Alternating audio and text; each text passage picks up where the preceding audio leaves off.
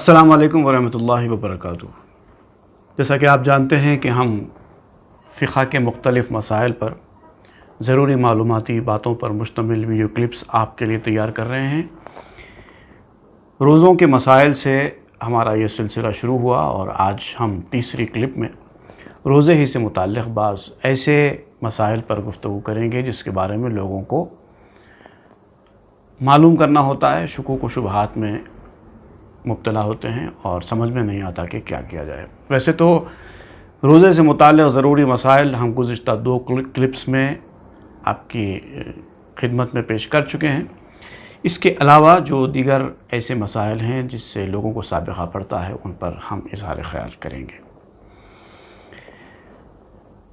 ایک سوال تھا کہ قے آنے کی وجہ سے روزوں کا کیا مسئلہ ہوگا، تو گزشتہ کے کلپ میں ہم نے بتا دیا ہے کہ جان بوجھ کر قے کرنے سے روزہ ٹوٹتا ہے۔ اگر اپنے آپ قے ہو جائے تو روزہ خراب نہیں ہوتا۔ اس میں بھی جان بوجھ کر قے کرنے میں بھی حنفی اور حنبلی فقہ کے مسائل میں تھوڑا سا فرق یہ ہے کہ حنفی فقہ میں یہ ہے کہ اگر قے منہ بھر کر ہو تو روزہ ٹوٹے گا، لیکن حنبلی فقہ میں یہ ہے کہ جان بوجھ کر قے چاہے کتنی ہی کی جائے اس سے روزہ ٹوٹ جاتا ہے۔ دوسرا ایک اور سوال تھا، وہ سوال یہ ہے کہ وہ بیمار شخص جو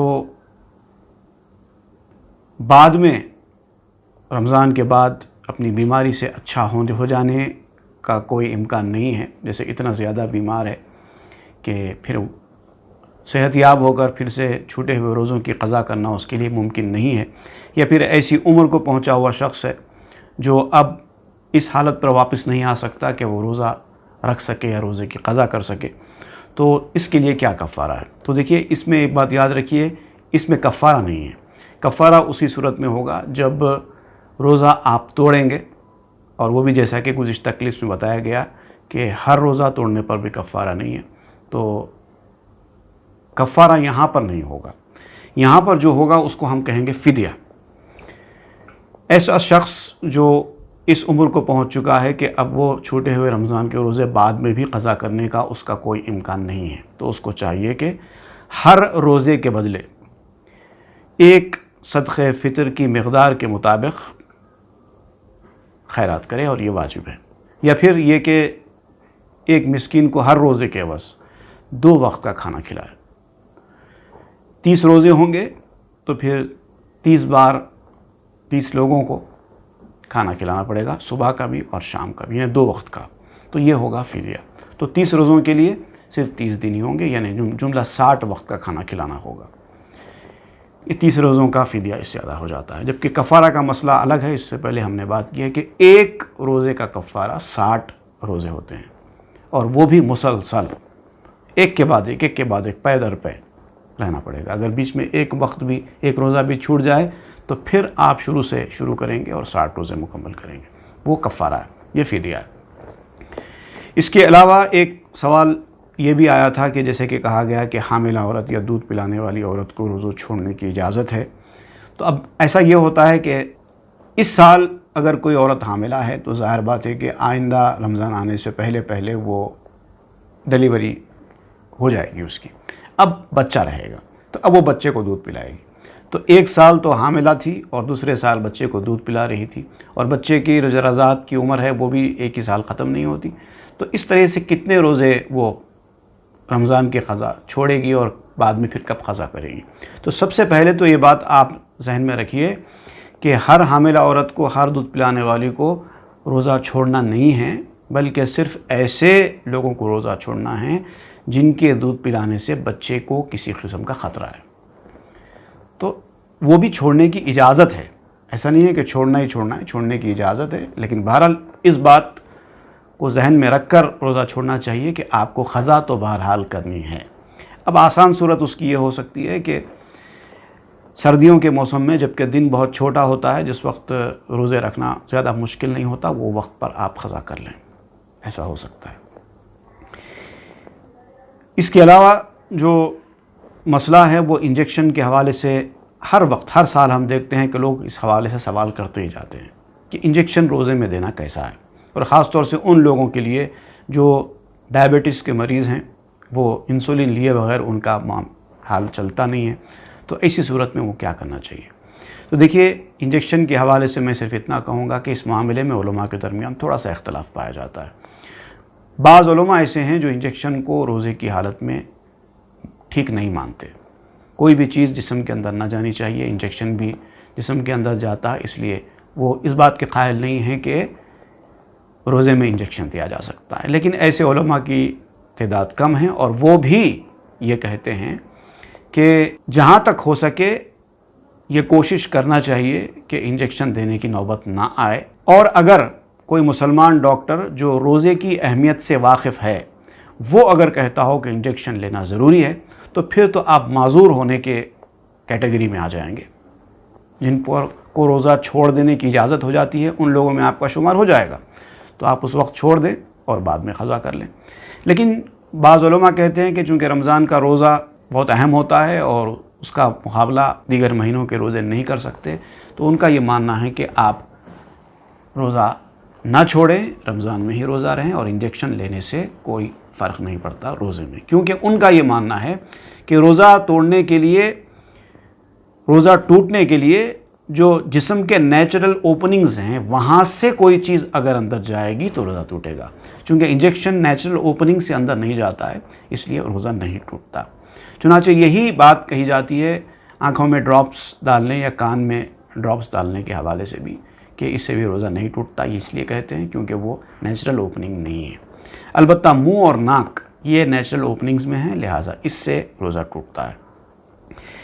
انجیکشن اور انسولین کے حوالے سے میں ایک بات اور آپ کو یہ بتاتا چلوں کہ اس تعلق سے کوئی بھی فیصلہ کرنے سے پہلے ایک ماہر جو طبیب ہوتا ہے، میڈیکل ایکسپرٹ، اس سے اچھی طریقے سے ایڈوائز لیں، اور وہ بھی مسلمان ہونا چاہیے۔ اور ڈائبٹیز ایکسپرٹ سے بھی، اگر آپ ذیابیطس کے مریض ہیں تو اس سے بھی صلاح مشورہ کرنے کے بعد اس تعلق سے کوئی فیصلہ کرنا چاہیے۔ اور اگر آپ نے روزہ چھوڑ ہی دیا ہے رمضان کا، تو پھر بہرحال آپ کو قضا تو کرنی ہی ہوگی۔ ایک سوال اور ایک بھی ہمارے پاس آیا ہے، وہ یہ ہے کہ اکثر لوگ یہ کہتے ہیں کہ حالت روزہ میں سونا بھی عبادت ہے، اور دن بھر سوتے رہتے ہیں اور یہ کہتے ہیں کہ ہم تو عبادت میں ہیں۔ یقیناً اس بات میں تو کوئی دو رائے نہیں ہے کہ روزے دار کا سونا بھی عبادت ہے، چاہے وہ کتنے گھنٹے سوئے۔ ویسے تو بنیادی طور پر زیادہ سونے سے روزے پہ کوئی اثر نہیں پڑتا۔ کوئی آدمی 8 گھنٹے 10 گھنٹے بھی اگر حالت روزہ میں سو جائے تو روزہ اس کا خراب نہیں ہوتا۔ لیکن ایک بات ضرور یاد رکھنا چاہیے کہ اتنے سونے کے درمیان میں نمازیں اگر آ جاتی ہیں تو نمازیں نہیں چھوٹ سکتی۔ اس لیے نہیں چھوٹ سکتی کہ جیسے روزہ فرض ہے ویسے ہی نماز بھی اپنے آپ میں فرض ہے۔ ایک فرض کے لیے دوسرے فرض کو چھوڑ دینا یہ کوئی عقل مندی کی بات نہیں ہے۔ تو نماز کی بھی ویسی اہمیت ہے، اسی لیے جیسے آپ اہتمام روزے کا کرتے ہیں ویسے ہی نماز کا بھی اہتمام کرنا چاہیے۔ نمازوں کا لحاظ کرتے ہوئے اگر آپ سوئیں گے تو سونے میں کوئی حرج کی بات نہیں، اس سے روزہ خراب نہیں ہوتا۔ ایک اور سوال یہ تھا کہ پکوان کے دوران اگر دھواں چلا جائے یا پھر بخور، عود، عنبر وغیرہ کا جو دھواں لیتے ہیں اس دھواں کا کیا حکم ہے؟ تو اس سلسلے میں ایک بات اچھی طریقے سے ذہن میں رکھیے کہ جو دھواں بھی آپ جان بوجھ کر اندر کھینچتے ہیں اس سے روزہ خراب ہوگا، اور اگر ایسے ہی آپ کے ناک منہ میں چلا جائے تو اس سے روزہ خراب نہیں ہوتا۔ دھواں اپنے اختیار سے اندر لینا، چاہے وہ کسی چیز کا بھی دھواں کیوں نہ ہو، اپنے اختیار سے اندر لیں گے تو روزہ خراب ہو جائے گا، نہیں تو نہیں ہوگا۔ روم ریفریشرز بھی لوگ ڈالتے ہیں، تو اس کا بھی یہی حکم ہے کہ اپنے ناک کے پاس نہ ڈالیں اور جان بوجھ کر جا کر اس کی بو سونگیں نہیں، اور ایسے کسی کونے میں آپ ڈال دیتے ہیں، آپ کے ناک میں اگر اس کی بو آ جاتی ہے تو پھر اس سے کوئی فرق پڑنے کا نہیں ہے۔ ایک اور سوال یہ ہے کہ اگر کسی کو غسل کرنا واجب ہے، ایسی صورت میں اگر سحر کا وقت ہو جائے تو کیا کیا جائے؟ تو بات یاد رکھیے کہ نماز میں جیسے طہارت شرط ہے، روزے میں طہارت شرط نہیں ہے۔ تو سحر کرتے ہوئے اگر آپ ناپاکی کی حالت میں ہیں بھی تو کوئی فرق نہیں پڑتا، آپ سحر کرنے کے بعد اطمینان سے غسل کر سکتے ہیں، اس سے روزہ خراب نہیں ہوگا۔ حدیث میں اس کی صراحت بھی آئی ہے، ایسی صورت میں اگر وقت کم ہے، غسل کر کے آپ سحر نہیں کر سکتے تو بہتر یہ ہے کہ پہلے سحر کر لیں، سحری ہو جانے کے بعد پھر آپ غسل کر سکتے ہیں۔ نیت کے حوالے سے بھی میں نے اس سے پہلے وضاحت کی ہے کہ رمضان کے روزے میں حنبلی فقہ میں رات سے ہی نیت کر لینا ضروری ہے۔ رات سے مراد یہ ہے کہ یا تو رات ہی میں کر لیں، یا سحر کا وقت بھی رات ہی میں شمار ہوتا ہے، سحر میں بھی آپ نیت کر سکتے ہیں، لیکن بہرحال سحر کا وقت ختم ہونے سے پہلے نیت کر لینا چاہیے۔ حنفی فقہ میں اس بات کی اجازت بتائی گئی ہے کہ آپ صبح طلوع ہونے کے بعد بھی نیت کر سکتے ہیں، لیکن اس میں بھی بہتر یہ ہے کہ آپ رات ہی سے نیت کر لیا کریں۔ عورتوں کے جو مخصوص ایام ہوتے ہیں اس کے تعلق سے بھی ایک سوال آیا ہے کہ ایسے لوگ جو ان حالات میں ان ایام میں زیادہ گزارتے ہیں ان کا کیا مسئلہ ہے؟ تو دیکھیے، سب سے پہلے یاد رکھیے، ایک ہوتی ہے عورت حائضہ اور ایک ہوتی ہے مستحاضہ۔ ایک حیض ہوتا ہے، ایک مسئلہ ہوتا ہے استحاضہ کا۔ دونوں کے درمیان جب تک آپ فرق نہیں کریں گے تب تک یہ مسئلہ آپ کو سمجھ میں نہیں آئے گا۔ سب سے پہلے آپ یہ یاد رکھیے، جو حیض کی مدت ہوتی ہے وہ منیمم ہے اور میکسیمم ہے۔ منیمم 1 دن 1 رات، منیمم، اس سے کم ختم نہیں ہوگا۔ 1 دن 1 رات یعنی 24 آورس تو چلتا ہے، اور میکسیمم اس کی لمٹ ہے 15 دن 15 راتیں، فورٹ نائٹ۔ اگر 15 دن 15 راتوں کے بعد بھی اگر یہ سلسلہ چلتا رہے تو اس کا حیض میں شمار نہیں ہوتا۔